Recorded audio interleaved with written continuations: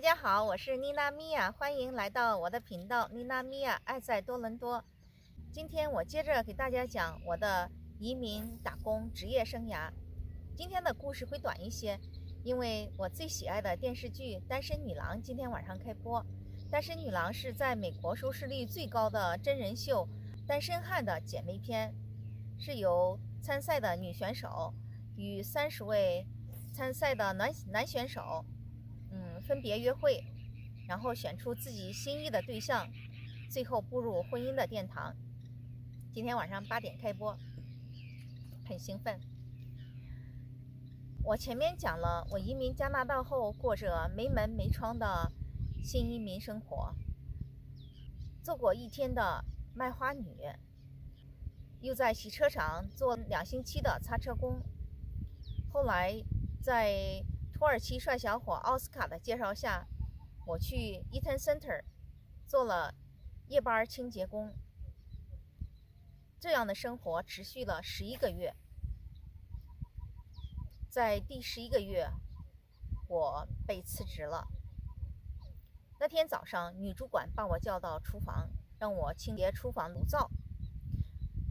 大商场的炉灶跟一般家庭炉灶是不一样的，非常的笨重，是商业用的炉灶，都是由男工来清理的。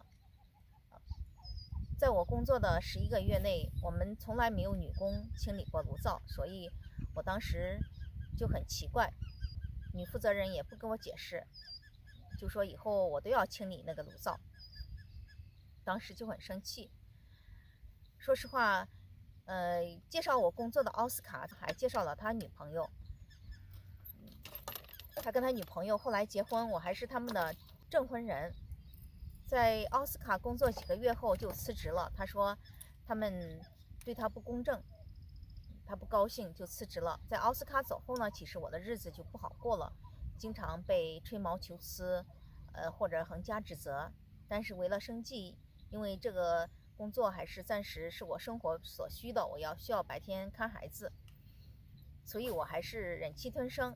但是这一次我实在忍不下去了，我就当场就辞职了。第2天我又向经理反映，也没有什么结果。后来我还写信向公司反映，公司也没有人回应我。然后我就申请了失业保险金。在加拿大，如果你是主动辞职，或者是做错事被单位炒鱿鱼，你是拿不到失业保险金的。但加拿大也是个讲理的地方，他还是给了我申诉的机会。因为如果你认为是受到了不公平的待遇，或者歧视，或者是人身伤害，你是可以申诉拿到失业保险金的。当时我就是以受歧视为理由，因为在奥斯卡走后，我是单位里唯一的不讲西班牙语的，所以由于语言上的沟通有问题，确实也受到了歧视。在1个月以后，我收到了面试通知。这个面试通知呢，也同时发给了雇主，但当时雇主没有去，我一个人面对4个面试官。面试官也提了一些尖锐的问题，譬如在我的工作合同里有没有明确的说我不能清理这个炉灶。